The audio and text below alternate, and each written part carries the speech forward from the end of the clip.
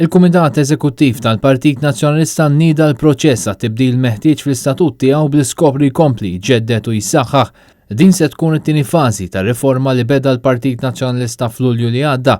Fil-fatt, waqt il-laqgħa tal-ħamis ġie deċiż li f'Diċembru li ġej il-Partit Nazzjonalista jibda jikkunsidra t-tibdil propost u hekk kif jiġu approvati l-emendi għall-istatut jgħaddi għat-tiġdid tal-kumitati, tal-organi u tal-karigi tal-uffiċjali.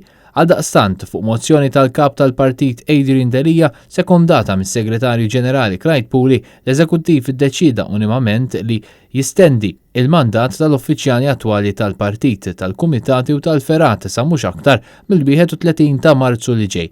Il-kap tal-Partit Nazzjonalista Adrian Delija spjega li din il-miżura hija meħtieġa biex it-tiġdid tal-kumitati, tal-organi u tal-karigi tal-uffiċjali tal-partit isseħħ skont ir-regoli l-ġodda u qal li jinsab sodisfatt ħafna bl-interess ġenerali qed iqanqa l-proċess ta' riforma fil-partit.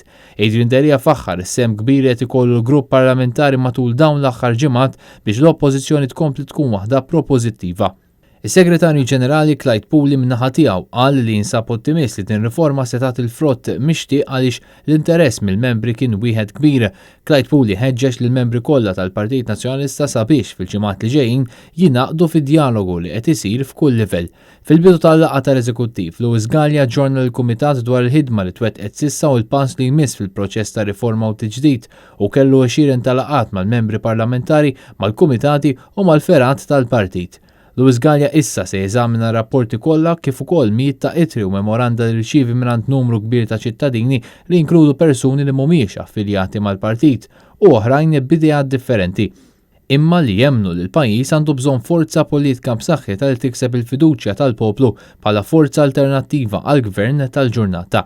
Fil-bidu tal-laqgħa l-Kumitat Eżekuttiv waqqaf għal momenti ta' silenzju biex isellem il-memorja ta' Charles Zammit Moore, ex-kap tat-taqsima tar-reklamar f'Media Link Communications.